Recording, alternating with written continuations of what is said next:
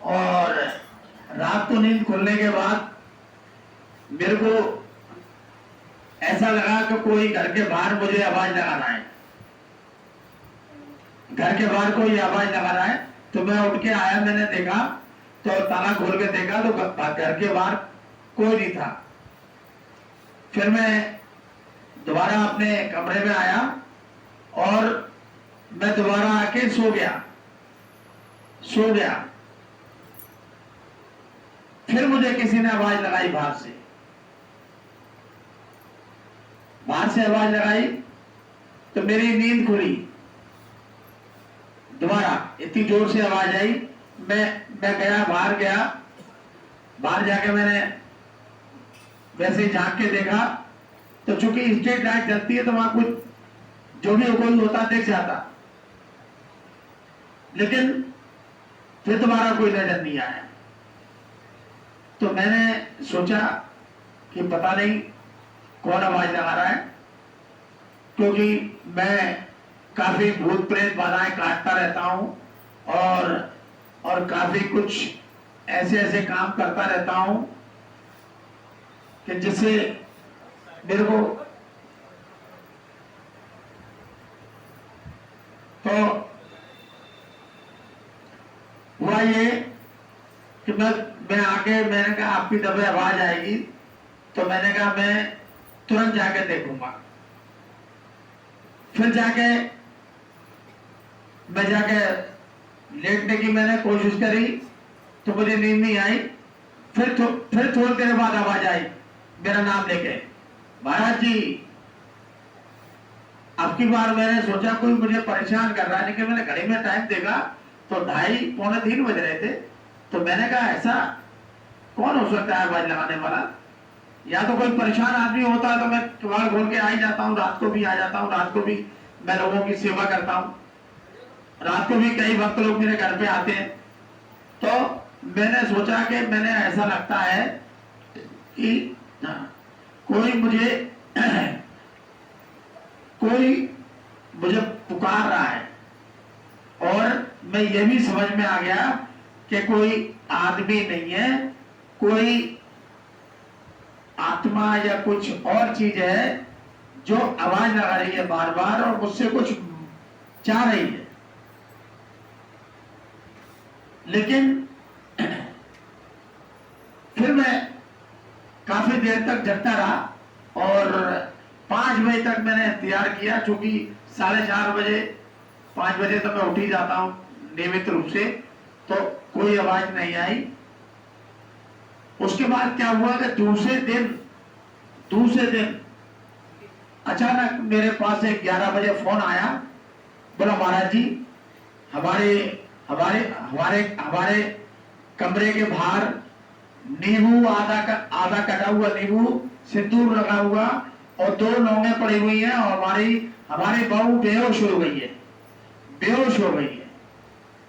तो जैसे ही मेरा फोन आया तो मैंने तुरंत अपना एक्टिवा स्टार्ट किया, भाई रुको, मैं नींबू को छेड़ना मत, मैं आ रहा हूं। और मैं सीधा गया, बुरार में ही हमारे दरबार के भक्त हैं, तो मैं गया वहां तो बेचारा पूरा परिवार भयभीत था। मैंने तुरंत कहा 1 गिलास पानी लाओ, और मैंने पानी मंगाया और दोनों नींबू उसमें निचोड़े, आधे थे, दोनों नींबू निचोड़े और लौंगा उठा के मैंने खा ली और दोनों नींबू का रस निकाल के और मैंने पानी पी लिया। पानी पीने के बाद मैंने अंदर गया घर के, उनकी बहू को जगा दिया तो वो उठ के खड़ी हो गई।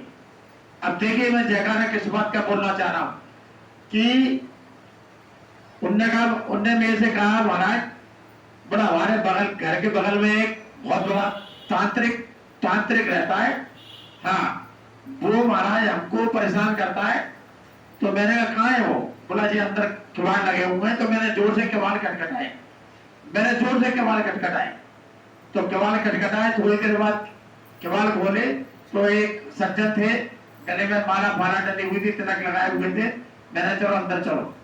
बोला कुछ काम है क्या हमसे? मैंने हाँ काम है तेरे को। तो मैंने जाकर उसको डांट लगाई। मैंने कहा सुन, तू मुझे जानता नहीं है मैं कौन हूं। मैंने कहा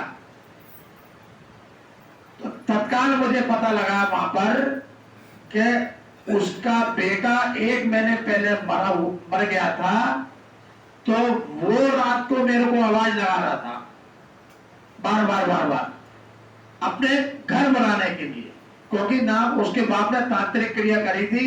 जब मैं घर के अंदर पहुंचा, मैंने उसकी डांट लगाई तांत्रिक की। मैंने कि देख भाई, तेरा लड़का यहीं घूम रहा है, कल रात को उसने मुझे आवाज लगाई थी, 8 दिन के अंदर अंदर ये मकान खाली करके चले जाना, नहीं तो तू भी अपने लड़के के साथ घूमेगा, तू भी अपने लड़के के साथ घूमेगा, और ये तंत्र क्रिया बंद कर दे। तो वो इतना भयभीत हो गया, मेरे को देख के इतना भयभीत हो गया। चौथे दिन खबर आई कि वो मकान खाली करके चला गया, और वहां जितने भी लोग थे सब खुश हो गए, खुश हो गए। आज उनको जयकारा बोलने आना था, लेकिन वो जयकारा बोलने शायद नहीं आ पाए, मेरे को सूचना नहीं है। लेकिन तो देखिए कि बालाजी की शक्ति से उसका बेटा जो मरा हुआ था 1 महीने पहले, वो बाहर मेरे को रात को रोज आवाज लगा रहा, 3 बार आवाज लगाई उसने मेरे को, 4 बार। और दूसरे दिन ये घटना घटी, तो वहां जाके मुझे तुरंत आवाज हो गया। मैंने कहा ये लड़का इसका मरा हुआ है, यही मुझे आवाज लगा रहा था कल। और इसलिए लगा रहा था क्योंकि वो यहां से जाना चाहता था और अपने बाप को भी ले जाना चाहता था। तो मकान खाली हो गया, वहां के सब लोग सुखी हो गए, और सबों ने कहा जो मेरे दरबार के भक्त हैं कि जो भी महाराज जी आपके हैं वो बहुत शक्तिशाली हैं, हमने ऐसे महाराज जी देखे नहीं है जो नींबू और लौंग खाके और पानी पी जाते हैं। तो ऐसा मैंने पहली बार किया और मुझे कुछ भी नहीं हुआ, और उसका मैं जयकारा बोल रहा हूं। सभी लोग जोर से जयकारा बोलेंगे। बोलो श्री बालाजी महाराज की जय, श्री शारदा मैया की जय, श्री भैरव बाबा की जय, श्री प्रेता सरकार की जय, श्री बड़े महाराज की जय, श्री सच्चे दरबार की जय, श्री वेंकी महाराज की जय, जय बाबा की। देखिए मैं ऐसे कई काम करता रहता हूं बाबा की शक्ति से, और जो है क्या हुआ, और कई प्रकार के काम करता हूं। अगर कोई भक्त परेशान है तो किसी भी स्तर पर जाकर मैं शक्ति का आह्वान करके उस काम को करता हूं, तो वो काम सफल हो जाता है और मैं सुरक्षित रहता हूं। थोड़ा बहुत कष्ट मैं भी झेल लेता हूं। जैसे भी 1 महीने पहले गिर पड़ा था तो मेरी पसलियों में दर्द हो गया था, चोट लग गई थी।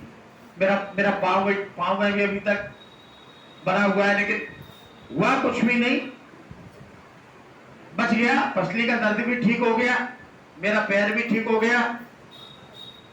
तो ये क्या है, थोड़ा बहुत मुझे भुगतना पड़ता है, तो उसको मैं भुगत लेता हूं और सह भी लेता हूं। ये बालाजी महाराज का बड़ा कृपा है, आशीर्वाद है। ऐसे कई प्रकार के कार्य मैं करता रहता हूं, और कई प्रकार के, किसी के घर में कोई आला वाला बना हो, मुसलमानी आला बना हो, जो ज्यादा आला पूछते हैं, हाँ, तो उनको भी मैं घर से विदा करके लाता हूं, हटाता हूं, उनको भी हटाता हूं और शक्ति का आह्वान करके हटाता हूं। तो चूंकि हमारे घर में अगर इस प्रकार की कोई चीजें हैं तो असुरी शक्तियां वहां पर रहेगी और हम लोग परेशान रहेंगे। और जब हम चप्पल मार के वहां से हटाते हैं उसके बाद सब चीज ठीक हो जाती है। कई उदाहरण ऐसे हैं, कम से कम अभी 150-200 के लगभग ऐसे काम मैं कर चुका हूं।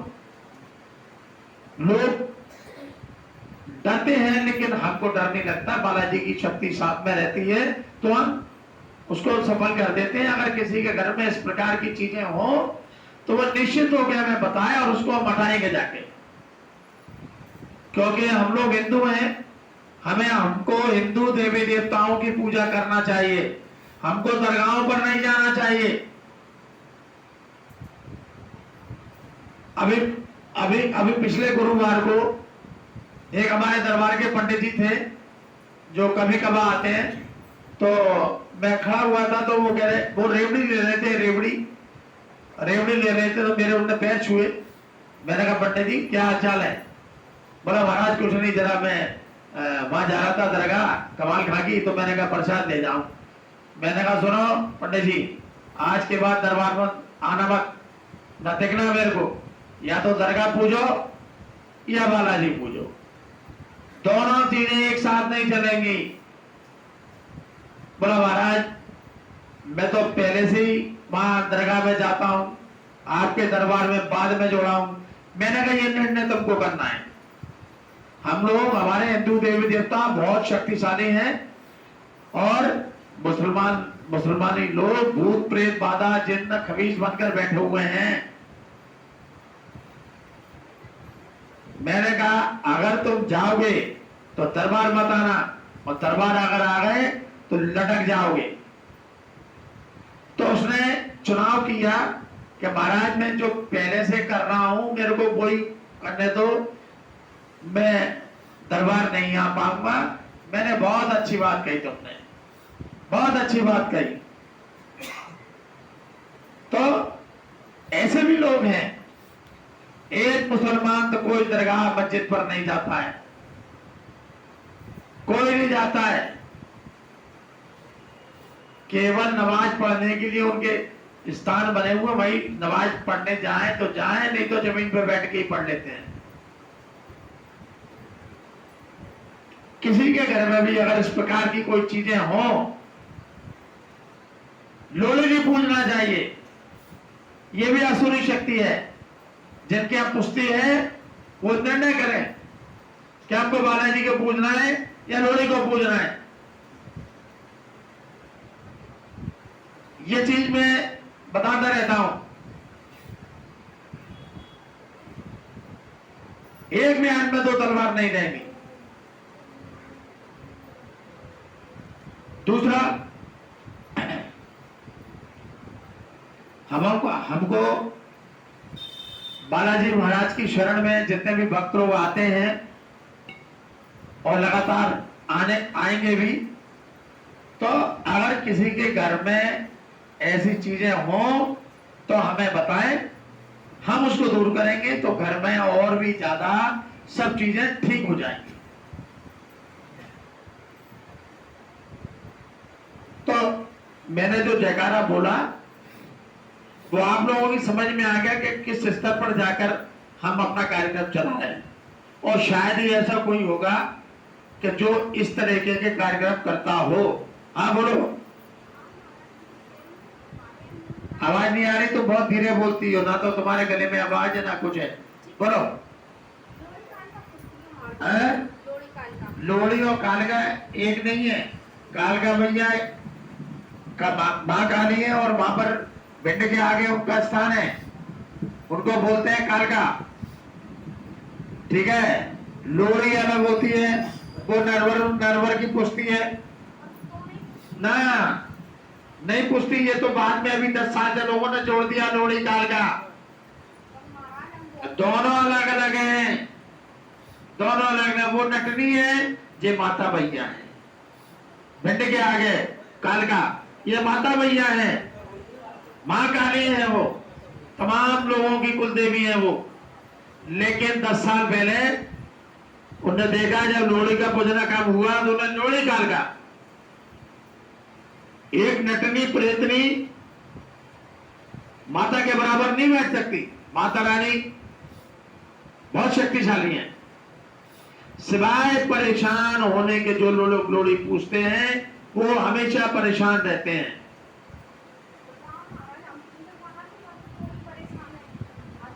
देखिए, हम यही बात तो बता रहे हैं, यही बात हम बता रहे हैं। बैठ जाओ, तुम्हारा बाद में बात करेंगे, बैठ जाओ।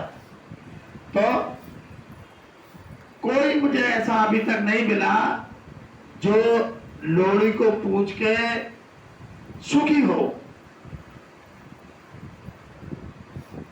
मेरा भी बहुत अनुभव है दरबार का, मेरा भी बड़ा अनुभव है दरबार का। मैंने बड़े बड़े लोग देखे हैं और बड़े बड़े तांत्रिकों से मेरा पाला पड़ा है, लेकिन जो अनुभव जो हमने ग्रहण किया कि जिन जिन के यहाँ बने हुए आले बने हुए हैं, छोटी छोटी दरगाहें बनी हुई हैं, जो अपने घर में सेहरा चला रहे हैं, रेवड़ी चला रहे हैं और ढोल लगा रहे हैं, वो हमेशा परेशान ही परेशान है। और जिनके यहाँ से विदा कर दिए हमने, क्योंकि इसके लिए भी, इनको विदा करने के लिए, इनको उखाड़ने के लिए भी बड़ी शक्ति की जरूरत होती है, जो कि हमारे ऊपर बालाजी महाराज की कृपा है। तो हम इस काम को करते हैं, सफलतापूर्वक करते हैं।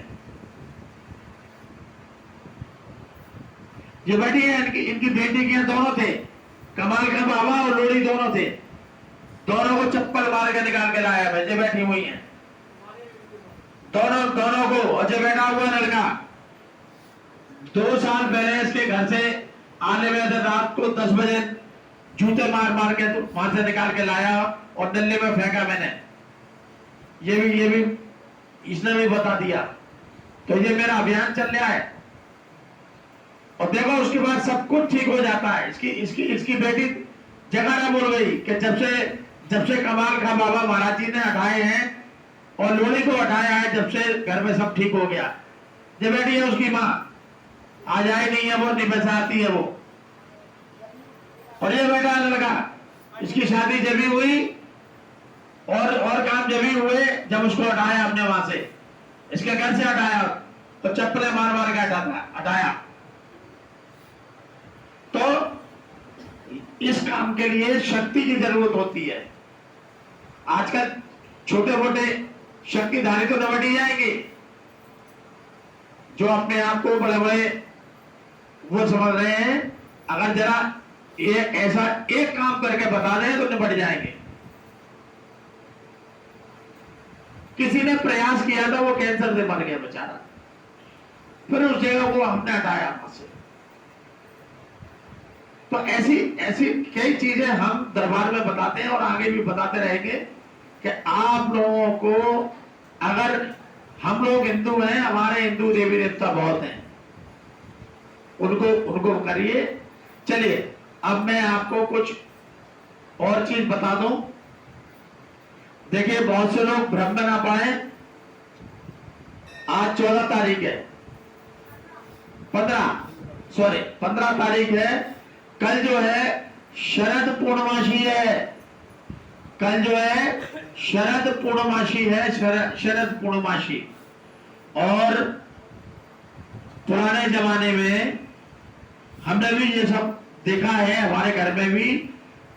इस दिन चंद्रमा जो होता है वो जो है बहुत बड़े आकार का होता है, यानी पृथ्वी के बिल्कुल पास होता है शरद पूर्णमासी के दिन, साल में एक बार। और उसका बहुत बड़ा रूप होता है और बहुत ज्यादा प्रकाश होता है। पर पहले क्या होता था, आज से 25-30 साल पहले रात को खीर रखी जाती थी बना के, और जब और रात भर उसकी चौकीदारी इसलिए करना पड़ती, कोई बिल्ली वगैरह आके झूठा नहीं कर दे। और क्योंकि उस दिन अमृत बरसता है चंद्रमा में से अमृत बरसता है, और इसको देखने से हमारी आंखों की बहुत सारी बीमारियां ठीक हो जाती हैं। केवल एक ही दिन, कल के दिन। कल जो है शरद पूर्णमासी है, और कल के दिन जिनके यहाँ छत है, जो चौकीदारी कर सकते हो, तो रात को खीर बना के रखें और सुबह आराम से फिर पूरे परिवार को बांटें। तो ऐसा शास्त्रों में लिखा हुआ है कि हमारे शरीर की आधी व्याधियां दूर हो जाती हैं। और अगर हम चंद्रमा को देखें, कल चंद्रमा बहुत जल्दी उदय होगा। ढाक के रख दे महाराज जी खीर को। हैं? ढाक के रख दे खीर को। ढाक कर। नहीं, ढाकना नहीं है, ढाक कर चौकीदारी करनी है। कि कोई बिल्ली वगैरह जानवर वगैरह उसको डिस्टर्ब नहीं कर दे। ध्यान रखो, ध्यान रखो। वो बहुत अच्छी अच्छी ज्ञान की बात बता रहा हूँ, बाहर भी बैठे हुए लोग सुने उसको। अच्छी बात बता रहा हूँ कि अरे अरे सुनो तो सही आप लोग, आराम से बात कर लेना, बाद में दरबार अगर छूटेगा थोड़ी देर बाद खूब बात कर लेना। रात को शाम को खीर बनाकर, बढ़िया खीर बनाइए, दूध की, मेवा डालिए, चिरौंजी डालिए, और जैसे ही चंद्रमा उदय हो और उसको छत पर रख दीजिए। उसकी देखभाल करना जरूरी है भाई। सुबह 4-5 बजे तक जब चंद्रमा अस्त होता है तब तक उसकी देखभाल करना जरूरी है। हम छोटे छोटे थे तो हमारे घर में एक आंख होता था तो हम रात भर बड़े शौक से जगते थे, डंडा लेके बैठते थे कि बिल्ली नहीं आ जाए। और दूसरे दिन उस खीर में अमृत आ जाता था, तो दूसरे दिन सबको, परिवार को, सबको खिलाई जाती थी। उस जमाने में बच्चे भी निरोगी हुआ करते थे। बचपन में हमें कुछ हुआ ही नहीं और अभी भी कुछ नहीं होता। तो कल का दिन बहुत महत्वपूर्ण हो। जिनकी आंखों में तकलीफ रहती है, आंखों में, जो आंखों से परेशान हैं, तो सुने सब बातें। जो आंखों से परेशान है, कल चंद्रमा को कम से कम 2 से 2.5 घंटे बैठ कर देखें, या बिस्तर एक लगा लें, या बस देखें, तारों को देखें, चंद्रमा को देखें, तो कल जो है दिव्य अमृत जो बरसता है वो हमारे पूरे शरीर पर भी आएगा। क्योंकि ये ज्ञान, ये हमारे ज्ञान, ये हमारी चीजें धीरे धीरे लुप्त होती जा रही है। क्योंकि हमें एक ऐसी पीढ़ी बचे हुए हैं जो हर मंगल को 30 द्वारों के विषय में ज्ञान देते हैं। आजकल का कोई ब्राह्मण नहीं जानता इन सब चीजों को। तो कल जो पूर्णमासी है, पहले बहुत से लोग ताजमहल को देखने जाते थे, और कम से कम एक आध लाख आदमी ताजमहल पर इकट्ठा होता था।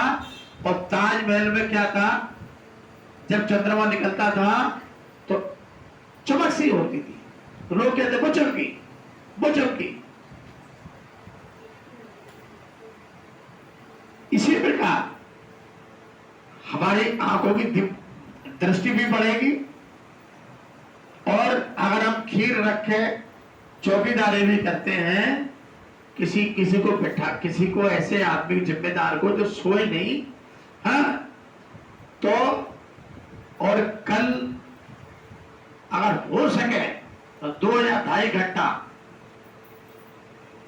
10-11 बजे से लेके 1 बजे तक अगर आप लोग छत पर सोते हैं तो वो अमृत हमारे शरीर के अंदर प्रवेश करता है। और हम अगर देखेंगे तो हमारी आंखों की बहुत सारी परेशानियां दूर हो जाती हैं। जिनके बच्चों के चश्मे लग गए हो, उनको कोशिश करें कि कल चंद्र के दर्शन करें। देखिए, हमारे शास्त्र झूठे नहीं है। अब विदेशी लोग रिसर्च करके कह रहे हैं हाँ ये बात तो सही है। इनको कैसे मालूम पड़ गया इतने सालों पहले? भाई हमारे ऋषि मुनि वो सब बहुत बड़े ज्ञानी थे, उन्हें ये सब चीजें खोज के पहले ही रख दी। अब विदेशों में कहते हैं उसको ब्लू मून, साल में एक बार आता है उनके ब्लू मून। तो देखने के लिए हजारों लाखों और अमेरिका और जहां भी दिखता है ब्लू मून, तो उसको देखते हैं। देखने के लिए लाखों लोग इकट्ठे होते हैं खुली जगह पे। तो भी वहां वार्ता बड़ी बड़ी है, ज्यादा लोग आ नहीं पाते। तो वो लोग कर सकते हैं, तो हम लोग क्यों नहीं कर सकते? और करना चाहिए कि हमारे हिंदू संस्कृति का और हमारे शरीर का, क्योंकि हमारे दिमाग का देवता जो है वो चंद्रमा है। और अगर हम देखेंगे बैठेंगे, हमारी बुद्धि ठीक होगी, और जिसकी घर में बुद्धि जरा तेज चलती हो, हाँ, उससे भी पोट फुचकार के कहना चलो ऊपर छत पर बैठ के चंद्रमा देखेंगे, बड़ा निकलेगा आज।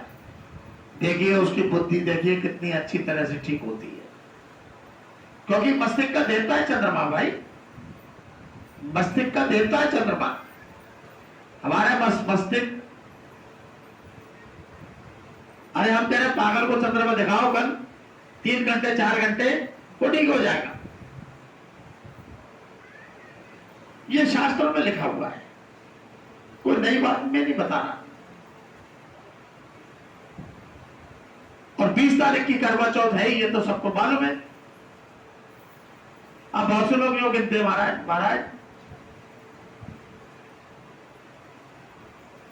बात तो ठीक पड़ रही है। अरे भाई ऐसे मत करो, जो पंचांग कहता है हमारा हिंदू कैलेंडर, यानी कि हमारा हिंदू धर्म का मुख्य क्या है, पंचांग।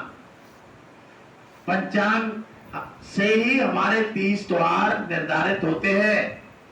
और इस बार दीपावली पर बहुत लोगों के मतभेद आ रहे हैं, लेकिन पंचांग में 1 नवंबर को दीपावली दी हुई है, 2 तारीख का अन्नकूट दिया हुआ है, 3 तारीख की भाई दूज दी हुई है। लेकिन धनतेरस पंचांग के अनुसार, चूंकि मैं पंचांग देख की बात करता हूं, कैलेंडर लाला राम स्वरूप देख के बात नहीं करता, ना अखबार देख के बात करता कि अखबार में क्या छपा है। इस बार कुछ ऐसा हो रहा है कि 29 तारीख को पंचांग कह रहा है, 29 तारीख को धनतेरस के दीपदान होंगे, भगवान धन्वंतरि की पूजा होगी और कुबेर भगवान की पूजा होगी 29 तारीख को। और 30 तारीख को नरक चौदस, रूप चौदस और हनुमान जयंती भी उस दिन होती है, 14 वाले दिन। क्यों? दूसरे दिन 14 जो है वो सुबह 8 बजे तक रहेगी, यानी 31 तारीख को। तो 31 तारीख हमारा खाली है, लेकिन अज्ञानी पंडित लोग क्या करेंगे, भ्रमित करेंगे कि भाई 31 को दिवाली मनाओ, 31 को दिवाली मनाओ। दिवाली पंचांग के अनुसार 1 नवंबर की है। अगर किसी को संशय हो तो मैं उसको पंचांग लाके दिखा सकता हूं। हमारा जो पंचांग है वो ही हमारे 30 त्योहारों का निर्धारण करता है, समय वगैरह सब कुछ। बाकी आप लोग ये तो पंचांग का ज्ञान दे दिया।